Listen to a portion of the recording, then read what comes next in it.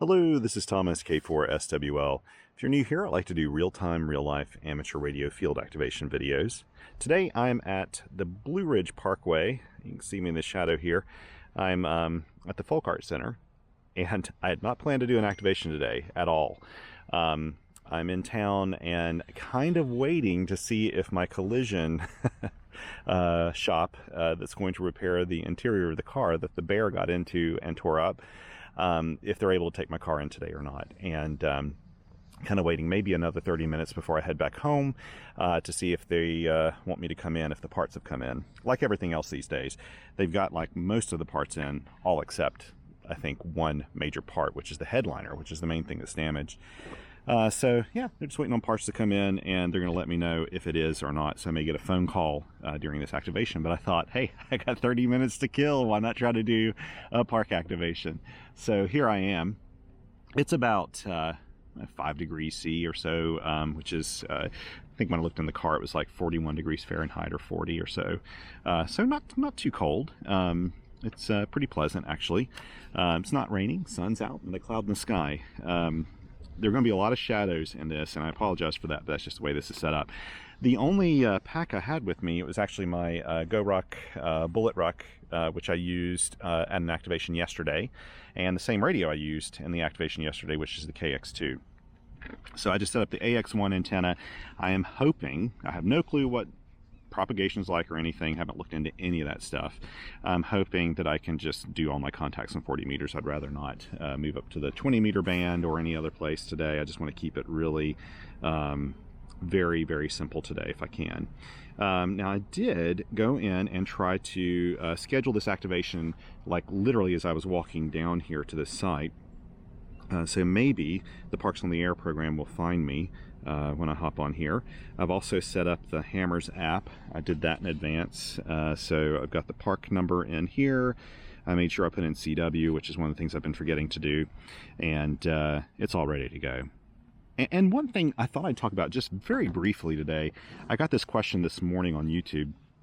Someone was asking how I do my signal reports and any advice they have for doing park and summit activation signal reports. And it's a really good question. I mean, I really appreciate them asking, and I'm glad I thought about it right now so I could talk about it for just a moment. You could ask 5 different people and they'll probably give you 5 different answers on this. It is kind of a personal preference thing in the park and summit activation realm, right? So me personally, if you've watched any of my videos, you'll notice here, like this is my activation from yesterday, pretty sloppy. I didn't write any RSTs in here at all. And my daughter was actually logging for me on the side, and she didn't put any RSTs in. The reason I do that is because it's just not required for park activations or summit activations. When you submit your logs, their system totally ignores any RST information that's in there. And so I usually have my hands full enough just managing, making contacts and doing my videos and everything else I do here, and logging everything that I don't worry about RSTs. Now I have friends who, if you go back and look at their logs, they are very clear with the RST sent, the RST received, the state or province or country or whatever. They have all that information in their, park activation log. And so when someone writes to them with a QSL card, if they do, they can send back a QSL card with complete, RST information. And so when I do a rag chew or just some kind of random contact, I always give accurate RST information to the person I'm talking to, and I log it in my logging system at home. If I'm just doing a random contact or even a random contact in the field. If I think that someone on the other end, that the RST is important to them, which yesterday was a good example. Twice people asked me for the RST. I had sent the RST to them, but the QS Baker, the QSB or fading was so pronounced yesterday that people just missed whole parts of the contact in the exchange. And so I'd go back to them and I'd write, I'd send them what the RST was again over and over. In fact, this person, K5PE, had asked, and I even wrote down RST because I was copying what they were sending. So I gave them accurate RST information. I actually try to give everyone accurate RST information. I don't send everyone 599, which is what there are a lot of people who do that in the park and summit activators of the world. They, you know, especially people coming from kind of a contest background, where in contests, when you make contacts, it's always 599 or 59. They never give you an accurate, you'll never ever in a contest get accurate RST information from a big station or anything like that. It's just not going to happen, because it's kind of secondary. It's not why people do a contest, is to get the accurate RST information. It's just a part of the exchange. They send 599. And for me, I always send an accurate report, but I just don't record what other people send me. And that's my own personal preference. There's nothing wrong with sending an accurate report and then logging, you know, the full RST when you're doing your logs. In fact, if someone values that, that'll be great because you'll have a record of it. But for me personally, I don't do that. Mainly because, again, if you think about from the chaser side of things, most people who are chasing you when you're in the field at a park or a summit or whatever, they're less concerned about their RST. They're more concerned about just making the exchange with you so that they can add that to their numbers for the program. And then I feel like if someone really needs more information, then they can ask for it. You know, a lot of times people will not only be looking for a summit or a park, but they're looking for a county. And so often you'll hear people come back with, they'll spell out county, ? And then I'll give them the county that I'm in if I know that. So anyway, that's kind of my little answer to that question. I try to give an accurate RST, and there are people who've commented in the past and really complained because I wasn't using the RST on my signal meter. I use the RST that's in my head. So if someone sounds loud, I'll give them a 5.9. If they sound like, you know, they're lower, I may give them a 5.79 or a 5.59. Or if I have to really dig them out because they're kind of around the noise floor, then it may be a 2.29 or something. It just depends. But I try to give them an accurate number so they know how they're being heard. And I appreciate it when people give me an accurate number too, just so I listen to it. I just don't log it. But yeah, okay, so I probably talked about that enough now. Let's get this activation done because I've actually got very little time. Now, I didn't exactly film putting up this AX1 antenna. I have done that so many times in previous videos. I just wanted to save time here and not do that. Again, I'm at the Folk Art Center on the Blue Ridge Parkway. This is not a terribly noisy site, so I don't have a lot of QRM, even though the VA hospital is just right over across that fence. So this is one of the more urban areas I ever activate. But it's still pretty RF quiet, actually, and very accessible today. But again, if I get a phone call, I'm probably going to have to answer that phone call today.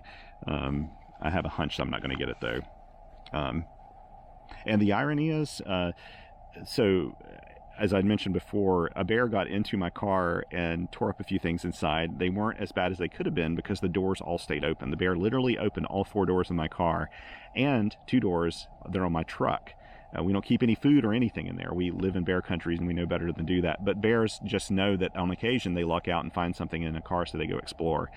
And it really tore into the car a bit, but fortunately it's something that can be fixed and insurance will take care of it after we pay the deductible of about $1,000. It's about a $3,000 amount of damage they did in the car, but it's drivable.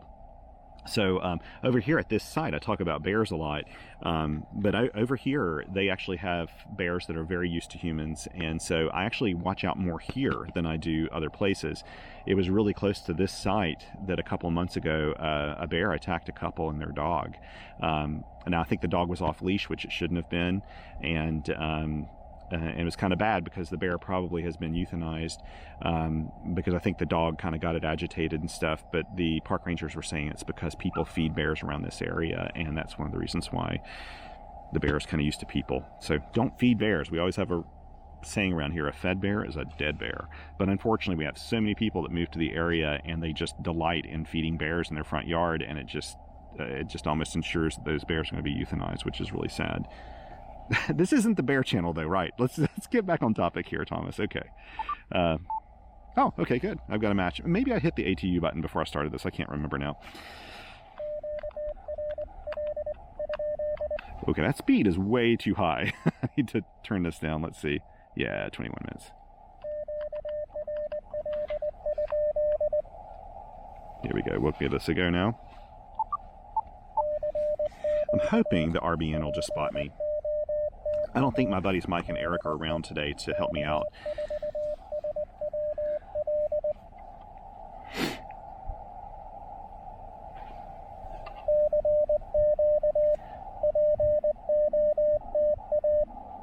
I am tempted to get some fishing gloves that have the thumb, the index finger, and the middle finger fingerless, and the rest of the glove, you have your full fingers on it. This isn't cold enough to really warrant that, though the temperature's dropping right now. When I'm on a summit or something and it's in the 20s or teens, I would like to have that option, I think.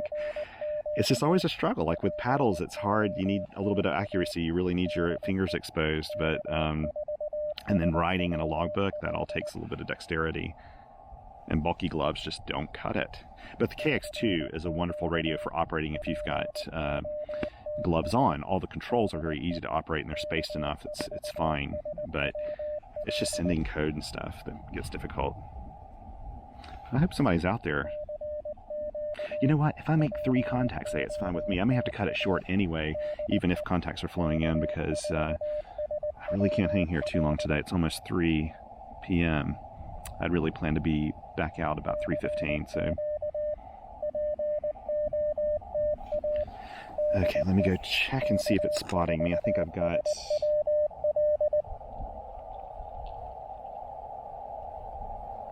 Here we go.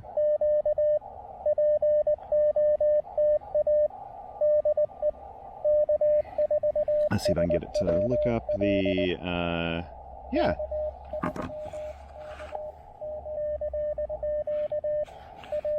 Whoops. Well, that was over somebody, but I think they understood then that, anyway, hopefully it'll come back.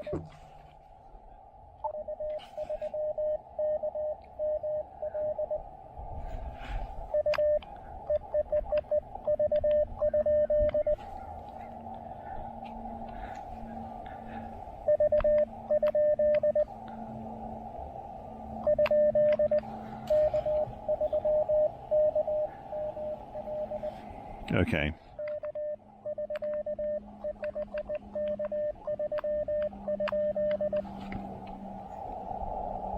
K3, right?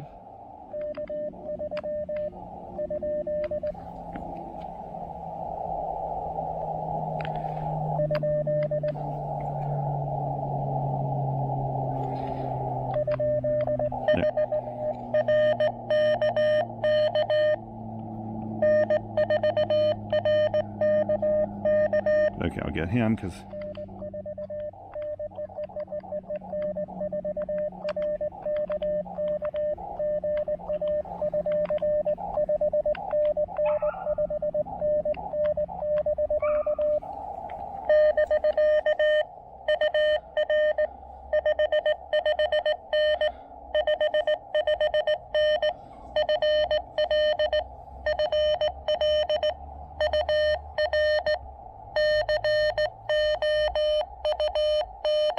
Okay, they want the county.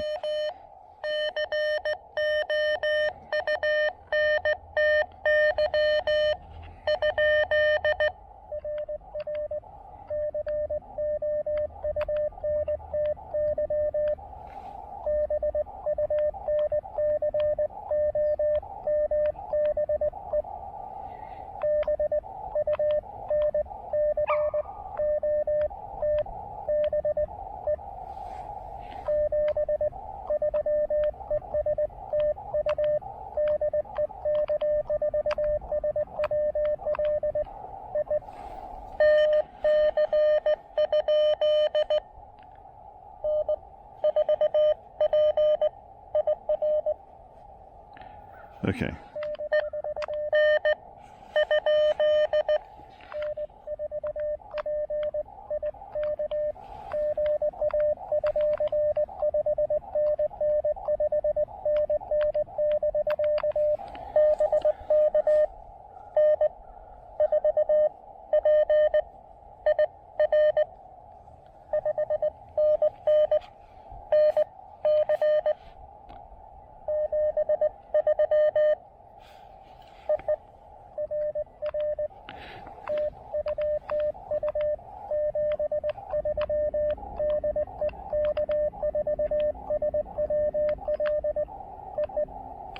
I hope I got his call sign right.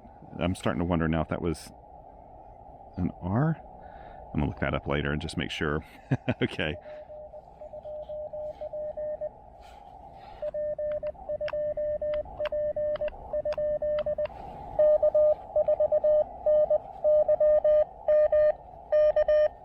All right, okay.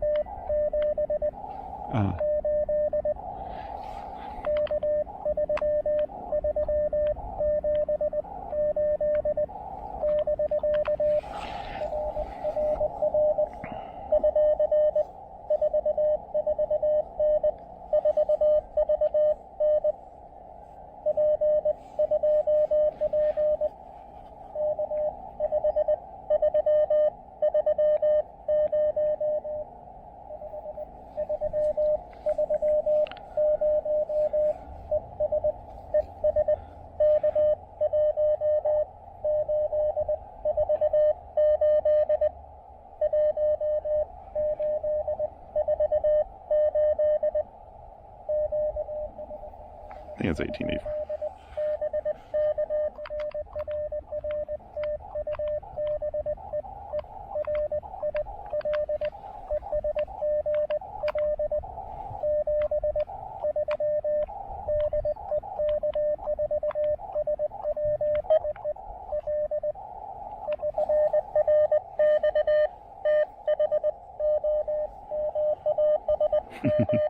Bill is a big time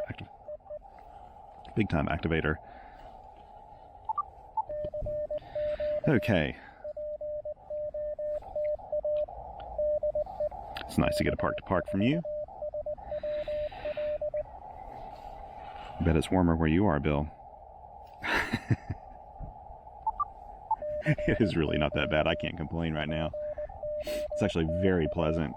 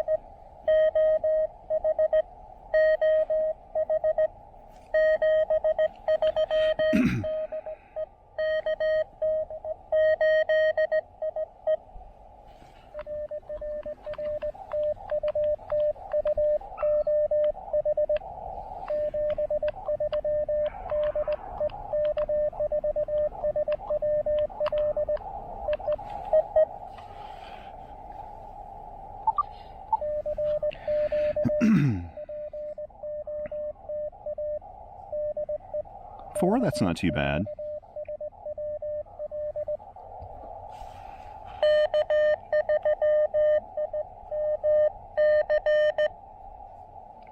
Okay.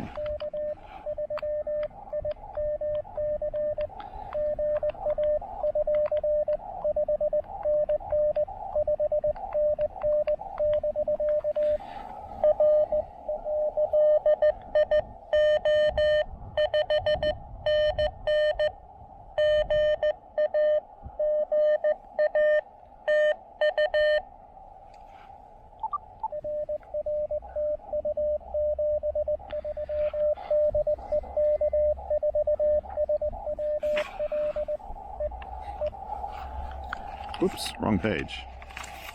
We're back at South Mountains.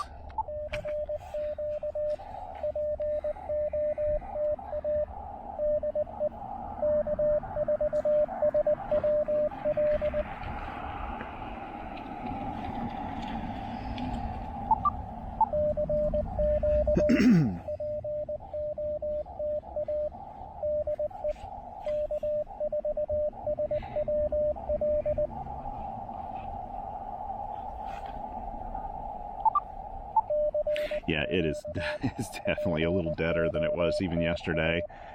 I suspect conditions are not that great.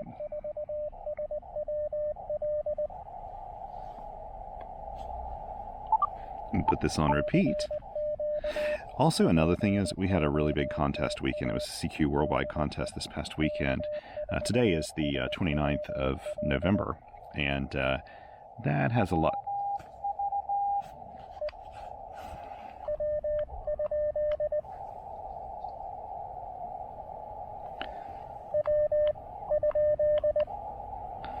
I thought I heard somebody in there. It was a big contest weekend, and so people were on the air and they probably wore themselves out. In fact, yesterday when I did the activation, to avoid a lot of the contest crowd, I just went up to the 30-meter band and did the entire activation on 30 meters, which I haven't done that very often, but it was really nice. There's a lot more room up there, and there are a lot of chasers in that area.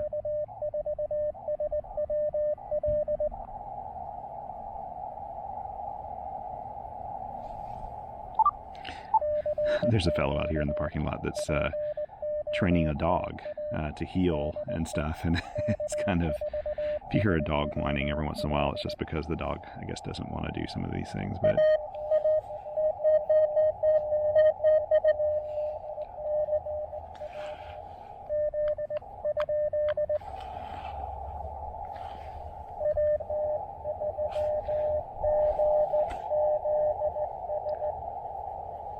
okay, let's see.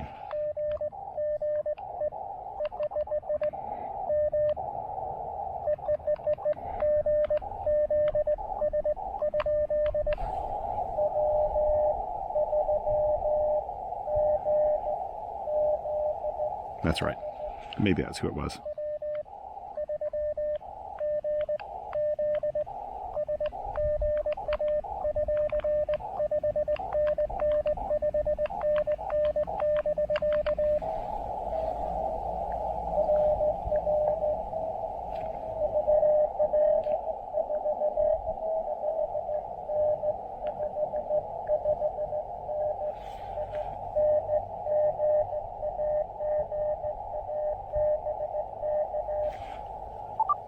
They're in Georgia. Okay. These are sloppy. My logs are.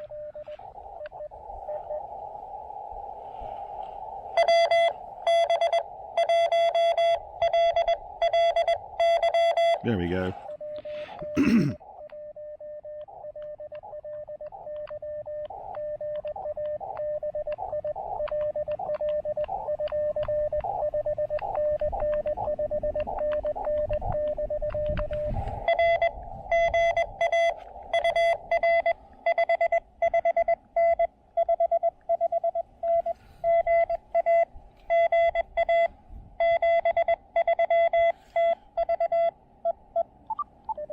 I'll tell you what, there are a lot of Georgia stations coming in today with this.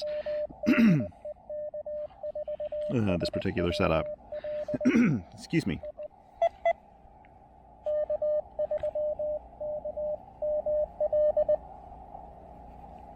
I think I got that right.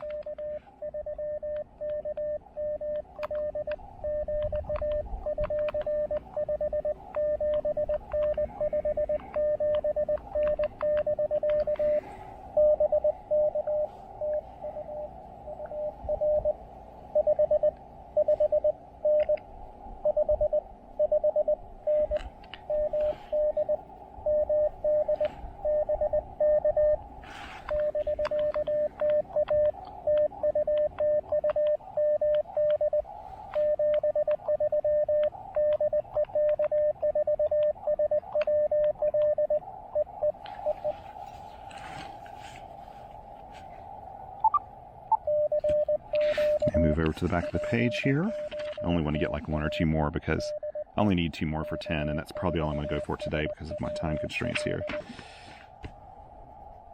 If I can get two more. Never count your chickens before they've hatched. I can tell you this, man. The AX1 antenna, I don't know, it always works for me. Sure, if I put up an infed half wave today, I'd get a little bit better signal out probably, but it's efficient enough to get everything done. Usually, especially if I want to have a little fun, I didn't have to throw a line up in a tree or anything here. And frankly, this is one of the sites I really like to be a little low profile, just so I don't have gear up everywhere and everything in the way, lines in the way of people when they're walking around and stuff. Though it's not very busy today.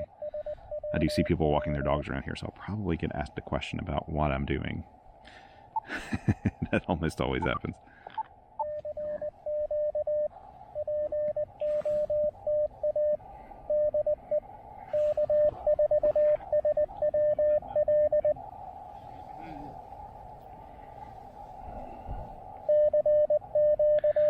Let's see here. Yeah, 8 QSOs. Making sure I've got everything right in my logbook here. I really do need to be bringing out my tablet to do this, as opposed to my phone. I like my phone. It's super handy. It's with me all the time, but it's also harder to type on. Even when my fingers are a little cold, I even in the best of times, I don't type on the phone very well. And that's just a fact of life. And I don't like to have transcription errors or anything like that.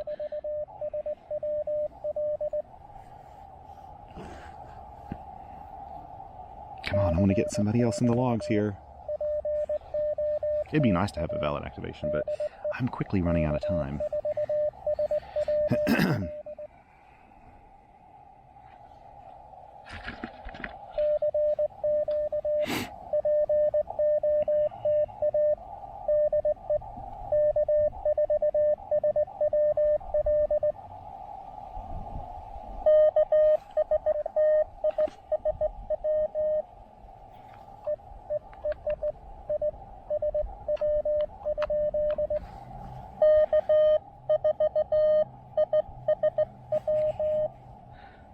Okay.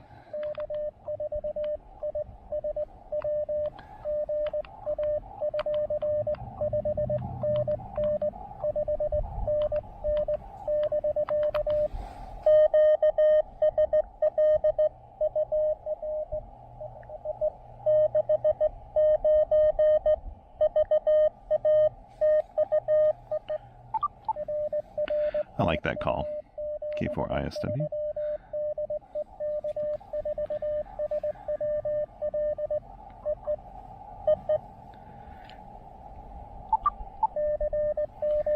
Okay. I may have this. This is going to be one of the times where I validate a park exactly with 10 contacts because I don't have a lot of extra time to waste. But hopefully I can get one more fish out there. It's one of the great things about doing this is you really don't know what's going to happen. I just posted the video from my soda event on on Mount Mitchell, which is one of the craziest things I've ever done. I mean, it was just absolutely insane out there, but a lot of fun also. Thought I heard somebody. Did I not? Okay, I'll keep calling CQ.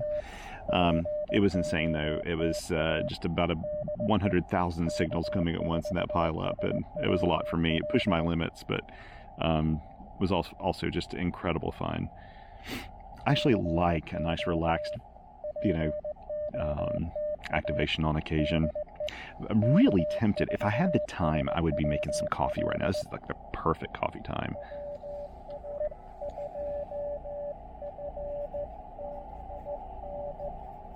Okay.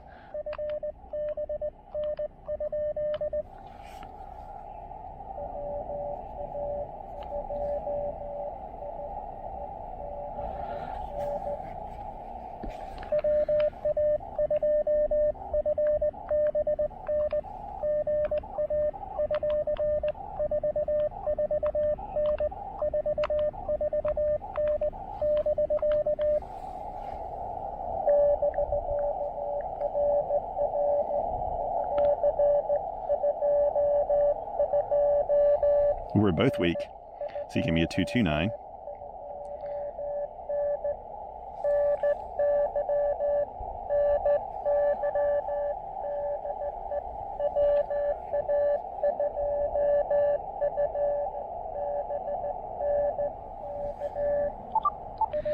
Oh, that's nice. So I've got a representation from New York. Haven't had any New York contacts in this one other than...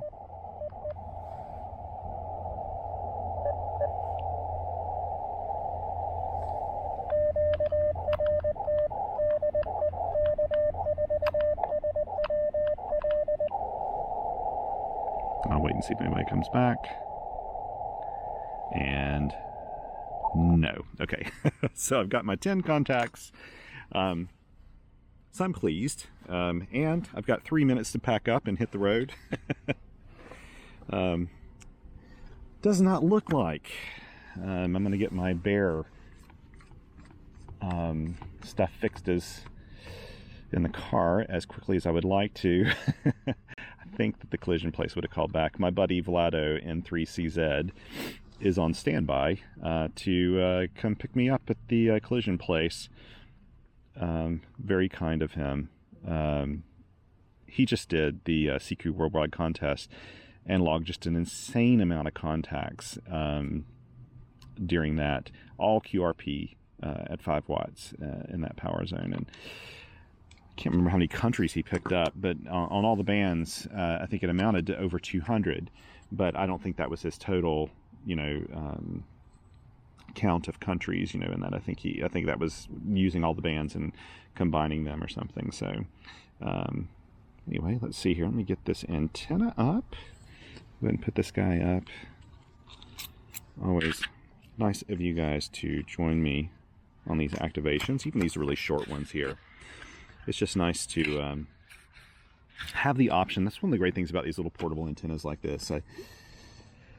They're just so darn easy to deploy. You can deploy them anywhere.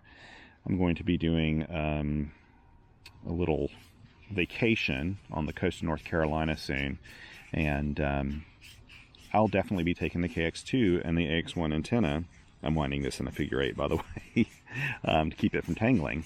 But I'll be doing activations there, and I'm probably going to take, I think I've decided to take the TX500 and the KX2. I can take both of them, even though we don't have a lot of room because they're both small radios. I really want to play with the TX500.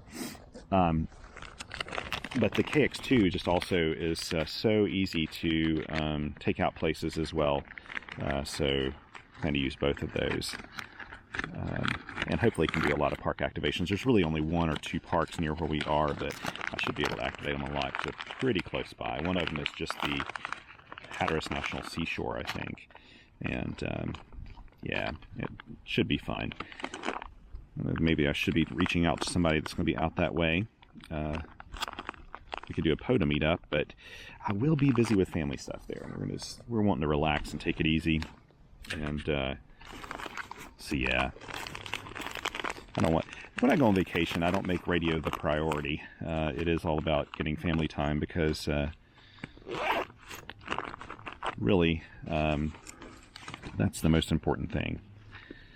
So they always get priority in my world. Let's see. Everybody asks about this pack. This is a Maxpedition Fatty, I think is the name of this pack. It does hold the the AX1 antenna very, very well. And by the way, I have 2 telescoping with antennas in here.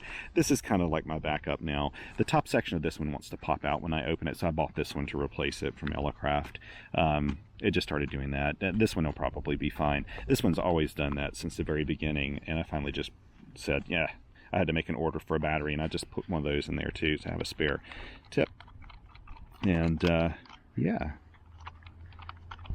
It's just so nice to just stop somewhere, probably no matter where you live, somewhere there's a park that you can just kind of pop by and activate. Some people are lucky enough to have summits close by that they can activate. And I'm actually near a lot of summits, but to get to them, I have to drive a bit, I have to find a trailhead, I have to hike up the trail. It all takes a lot more. It takes a lot more time to do summit activations in general than it does park activations. Though I absolutely love summit activations too. They're just, it's a lot of fun. I mean, it feels like a real accomplishment when you finally do make it to, a summit and start making contacts. even if it's kind of a drive-up one, you know. Just keep in mind, if you live near a drive-up summit, never operate from your car with soda. Soda doesn't allow that. You're not supposed to be connected or have anything to do with your car. It doesn't specify. Oh, I didn't take photos. I knew that was going to happen. Oh well. I didn't take a single photo. Maybe this will be one that I don't really do a really big activation report for, because frankly, I will do, if you check in the description below, I will have a full post about this activation. But I'm probably not going to go into a lot of detail, because this is very simple, impromptu activation, you know, not a big deal to do. Let's see, this all fits in here really nicely. The smaller Go Rack pack. There's that. This is my AX1. I actually have my throw line in here if I need it. This is actually my coffee kit. I'm trying out this other Tom Bin bag I have to see if I like this for my coffee. I haven't quite decided. I do like the other bag I have, but I also have a Dyneema bag that I bought off of Etsy. I'm going to see if maybe it would work for this. I'd like something just, I don't know, slightly different, I think, to hold it, but I worry about these things too much, but I'm a pack guy, and that's why. So anyway, let's get this thing in the books, and thank you so much for joining me today, and I hope you have a wonderful, wonderful week, and stay safe out there, stay healthy, and be kind to other people. All we got on this planet's each other, right? And if there's a ham out there that you can help out, maybe take to their first activation, or help them get their equipment together, or even help them find a test to get their ham radio license, try to do that. We all need each other to support each other in this hobby, and because it does provide, I don't know, a lot of recreation for me. I really do love this, and I love the community around the amateur radio hobby. So thank you so much again.